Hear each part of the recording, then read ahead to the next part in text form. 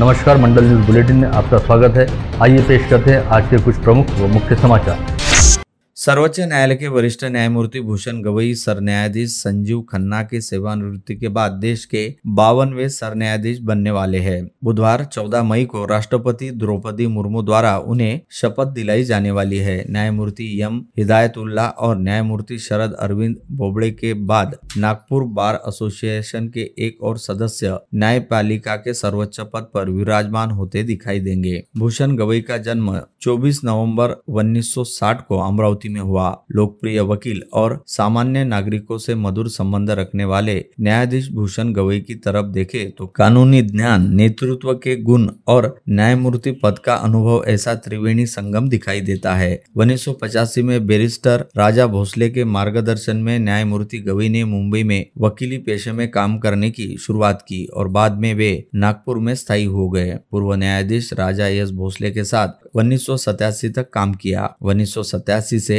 1990 तक न्यायमूर्ति भूषण गवई ने मुंबई उच्च न्यायालय में स्वतंत्र रूप से वकीली की। 1990 के बाद उच्च मुंबई न्यायालय की नागपुर खंडपीठ के सामने वकीली की। वह नागपुर मनपा, अमरावती मनपा और अमरावती विद्यापीठ के स्थायी वकील थे। अगस्त 1992 से जुलाई 1993 तक मुंबई उच्च न्यायालय के नागपुर खंडपीठ में समन्वयक सरकारी वकील के रूप में न्यायमूर्ति भूषण गवई की नियुक्ति हुई। 17 जनवरी 2000 को मुंबई नागपुर खंडपीठ में सरकारी वकील के रूप में उनकी नियुक्ति हुई, जिसके बाद 14 नवंबर 2003 को उच्च न्यायालय के अतिरिक्त न्यायाधीश के रूप में उनकी पदोन्नति हुई। 12 नवंबर 2005 को न्यायमूर्ति भूषण गवई मुंबई उच्च न्यायालय के न्यायाधीश बने। नागपुर, छत्रपति संभाजीनगर और पणजी में उन्होंने न्यायाधीश के रूप में काम किया। 24 मई 2019 को सर्वोच्च न्यायालय के न्यायाधीश के रूप में न्यायमूर्ति भूषण गवई की नियुक्ति हुई। इसके पूर्व संजीव खन्ना के पहले सर न्यायाधीश का पद संभालने वाले धनंजय सद्रचूड़ भी महाराष्ट्र के ही थे।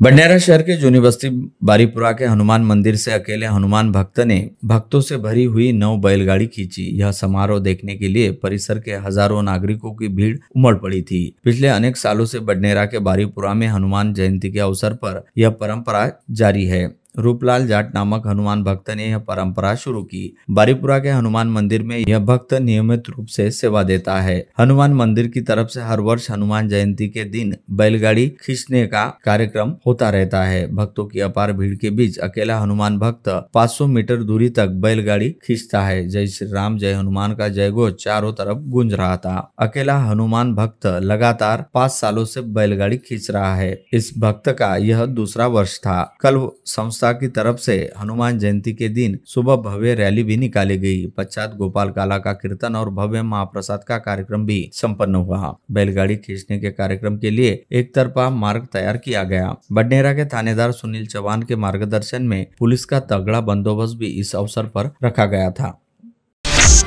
प्रशासकीय कामकाज शीघ्र गति से हो, इसलिए अमरावती मनपा की ई ऑफिस प्रणाली शुरू की है। यह प्रणाली मनपा में क्रियान्वित करने के लिए उससे संबंधित प्रशिक्षणगत 27 मार्च को दोपहर 3 बजे अंबेडकर सभागृह में आयोजित किया गया था। मनपा क्षेत्र में ई ऑफिस प्रणाली का प्रभावी अमल करने मनपा आयुक्त तथा प्रशासक सचिन कलंत्रे की सूचनानुसार मनपा स्तरीय कार्यालयों में कार्यरत रहने वाले अधिकारी और कर्मचारियों को ई ऑफिस प्रणाली का प्रशिक्षण दिया गया। इस पर मनपा आयुक्त सचिन कलंत्रे ने कहा कि प्रशासकीय कामकाज शीघ्र गति से हो, इस उद्देश्य से मनपा ने ई ऑफिस प्रणाली शुरू की है। इस प्रणाली में काम झटपट निपटेंगे, नागरिकों की शिकायतें तत्काल संबंधित अधिकारी तक पहुंचेंगे, ऐसा आयुक्त कलंत्रे ने कहा। उसी प्रकार विकास कार्यों की फाइल्स अब सीधे ई ऑफिस प्रणाली के माध्यम से संबंधित अधिकारियों तक पहुंचेगी, यह भी आयुक्त ने स्पष्ट किया।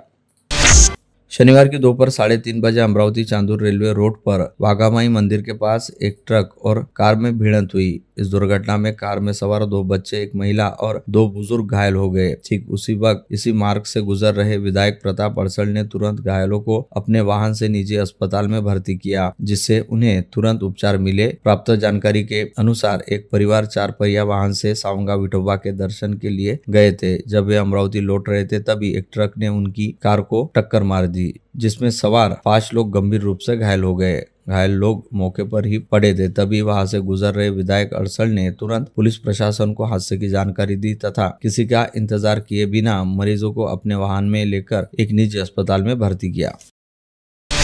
जिले के मोर्शी थाना क्षेत्र के तहत रहने वाली 12 वर्षीय नाबालिग पर 2 आरोपियों ने दुष्कर्म करने की सनसनीखेज घटना शिरखेट पुलिस थाना क्षेत्र के तहत 10 अप्रैल की शाम उस समय प्रकाश में आई जब युवती ने गांव के एक कुएं में कूदकर आत्महत्या का प्रयास किया था, लेकिन उसके पिता ने तत्काल उसे कुएं से बाहर निकाला। नाबालिग को कुएं से बाहर निकालने के बाद जब उसे आत्महत्या के प्रयास के कारण पूछा तब उसने आप बीती सुनाई। पश्चात नाबालिग ने उसके पिता के साथ शुक्रवार को शिरखेट थाने में पहुंचकर शिकायत दर्ज की। पुलिस ने अनूप रमेश ठाकरे व उसके मित्र अनिकेत उर्फ बालू बेहरे को घाट लाड़की से गिरफ्तार कर विविध धाराओं के तहत मामला दर्ज किया है। जानकारी के अनुसार 9 अप्रैल की शाम 12 वर्षीय बेटी घर वापस न आने पर उसके पिता ने तलाश शुरू की थी। उस समय लड़की गाँव के कुएं के पास बैठी थी। इसी बीच उसने कुएं में कूदकर आत्महत्या का प्रयास किया। उसे कुएं में कूदते देख पिता ने तत्काल कुएं में छलांग लगाई और अपने बेटी को बाहर निकाला, जिसके बाद आप बीती सुनने के बाद पुलिस में शिकायत दर्ज की गई।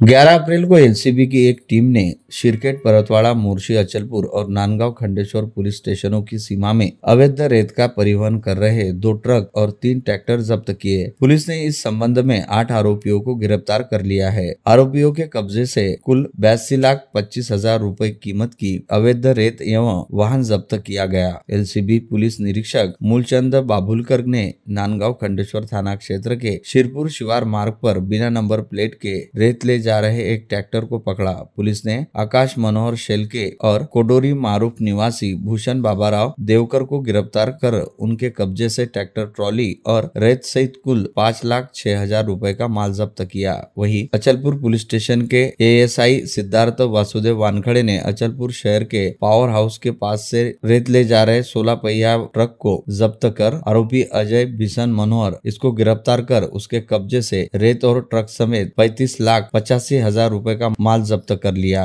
एलसीबी के हेड कांस्टेबल बलवंत केशवराव दाबने ने मोर्शी पुलिस थाना क्षेत्र के मलिकापुर से खोलापुरी मार्ग पर मलिंगपुर निवासी रम्म मुंगीलाल उइके व कमलेश मेश्राम को बिना नंबर ट्रैक्टर के अवैध रेत ले जाते पकड़ा। उसके पास से 5,07,000 रुपए का माल भी जब्त किया। जिले के वरुड़ तहसील में शेंदुरजना घाट थाना क्षेत्र के तहत ग्राम जामटी में रहने वाले रामकिशोर हरिभाव परिहार नामक किसान की शुक्रवार रात हत्या कर उसकी लाश खेत के कुएं में फेंक दी। यह घटना शनिवार को सुबह प्रकाश में आने के बाद मृत रामकिशोर परिहार के बड़े भाई बालकिशन हरिभाव परिहार ने थाने में शिकायत दर्ज की। शेंदुरजना घाट के थानेदार दिलीप माडलिक ने बताया कि इस मामले में उन्होंने 4 आरोपियों को हिरासत में लिया है। उनसे पूछताछ की जा रही है। प्राथमिक जाँच में यह बात सामने आई कि मृतक रामकिशोर पत्नी के अनैतिक संबंधों में बाधा बन रहा था। इस कारण प्रेमी और उसके साथियों की मदद से रामकिशोर की खेत में ही हत्या कर लाश कुएं में फेंक दी थी। शनिवार को सुबह जब वह खेत से घर नहीं लौटा तब उसका भाई बालकिशन ने खेत में जाकर देखा तो रामकिशोर की लाश कुएं में पड़ी दिखाई दी। लोनी थाना क्षेत्र के तहत आने वाले गांव में अवैध रूप से शराब बिक्री करने वाले व्यक्ति की निर्मम हत्या की गई। सुनील ज्ञानेश्वर बंसोड़ यह मृत व्यक्ति का नाम है। यह घटना 11 अप्रैल की रात 10 बजे के दौरान घटित हुई। सुनील बंसोड़ यह अनेक वर्षों से अवैध रूप से शराब बिक्री का व्यवसाय करता था। आरोपी पंकज कडू यह सुनील बंसोड़ के घर के सामने ही रहता था। इस बीच पंकज नंदू कडू ने 11 अप्रैल की रात 10 बजे के दौरान जब सुनील बंसोड़ यह घर के सामने बैठा था तब पंकज उसके पास आया और सुनील के पेट में चाकू से 2 वार कर घटनास्थल से भाग निकला। इसी बीच शनिवार को दोपहर 1 बजे के दौरान आरोपी पंकज नंदू कडू को ग्रामीण पुलिस की अपराध शाखा ने अमरावती शहर में दबोच लिया। जिले के परतवाड़ा अमरावती मार्ग पर अष्टमा सिद्धि के गेट के सामने ट्रक की दोपहिया को जोरदार टक्कर लगने से हुई दुर्घटना में मध्य प्रदेश के बासनेर खुर्द निवासी मजदूर विनोद सुकाराम चतुरे की मौत हो गई। यह दुर्घटना 11 अप्रैल को सुबह 10 बजे के दौरान घटित हुई। मृत मजदूर के भाई सुनील सुखराम चतुरे इसने थाने में दर्ज शिकायत में कहा कि उसका बड़ा भाई विनोद चतुरे यह उसकी ससुराल बासनेर खुर्द में रहता है। 11 अप्रैल को सुबह वह बासनेर से परतवाड़ा होते हुए चांदुर बाजार मजदूरी करने जा रहा था। अष्टमा सिद्धि गेट के सामने अमरावती परतवाड़ा मार्ग पर एक ट्रक चालक ने अपना वाहन तेज रफ्तार से व लापरवाही से चलाकर उसके भाई की दोपहिया को टक्कर मार दी। दुर्घटना में उसका भाई रास्ते पर गिरा पड़ा। उसके सिर पर से ट्रक का पहिया जाने से उसकी घटनास्थल पर ही मौत हो गई। पिछले शुक्रवार को कोतवाली थाना क्षेत्र के तहत जय भोले पान मटेरियल दुकान में हुई फायरिंग के मामले में शहर पुलिस द्वारा गिरफ्तार किए गए तीनों आरोपियों को कल न्यायालय ने न्यायिक हिरासत सुनवाई, जिससे तीनों आरोपी अब जेल रवाना किए गए हैं। इस मामले में शामिल फरार आरोपी अनवर की तलाश में कोतवाली पुलिस का दल नागपुर और औरंगाबाद गया, जो खाली हाथ लौट आया है, जिससे इस फायरिंग मामले का मास्टरमाइंड कौन, इसकी गुत्थी अभी तक नहीं सुलझ पाई है। 14 अप्रैल को भारत रत्न डॉक्टर बाबा साहेब आम्बेडकर नागरिकों की भीड़ पिछले अनेक सालों से बडनेरा के बारी अवसर में हनुमान जयंती के अवसर पर यह परंपरा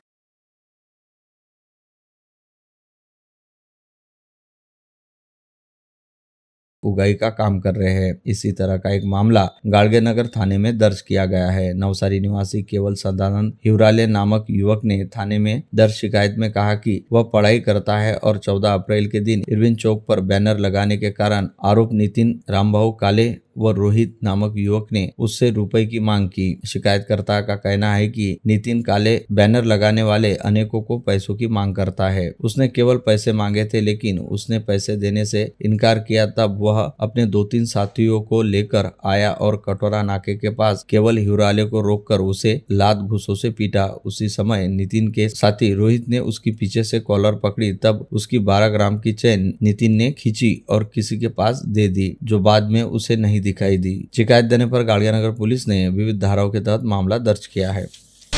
सिटी कोतवाली पुलिस ने त्वरित कार्रवाई करते हुए 24 घंटे के भीतर एक लूट की वारदात का खुलासा किया। पुलिस ने 3 आरोपियों को गिरफ्तार कर उनके कब्जे से लूटी हुई पूरी रकम और वारदात में इस्तेमाल 2 मोटरसाइकिल भी बरामद की है। पुलिस से मिली जानकारी के अनुसार 10 अप्रैल की रात करीब 9:15 बजे शिकायतकर्ता ठाकुरदास इरदास नागवानी अपनी मोटरसाइकिल से इंटक ऑफिस के सामने कोलेश्वर से गुजर रहे थे। तभी मोटरसाइकिल पर सवार 2 अज्ञात व्यक्तियों ने उनकी मोटरसाइकिल को रोककर उनसे काले रंग का बैग जबरदस्ती छीन लिया। बैग में 13,1500 रुपए नगद और 100 अमेरिकी डॉलर के 8 नोट और कुछ महत्वपूर्ण दस्तावेज थे। शिकायतकर्ता के शोर मचाने पर आरोपी अपनी मोटरसाइकिल से फरार हो गए। शिकायतकर्ता की रिपोर्ट पर शहर कोतवाली पुलिस ने विविध धाराओं के तहत अपराध दर्ज कर जांच शुरू की। जांच के दौरान गुप्त सूचना मिलने पर शहर कोतवाली पुलिस के डीबी दस्ते ने त्वरित कार्रवाई करते हुए 3 आरोपियों को गिरफ्तार कर लिया है।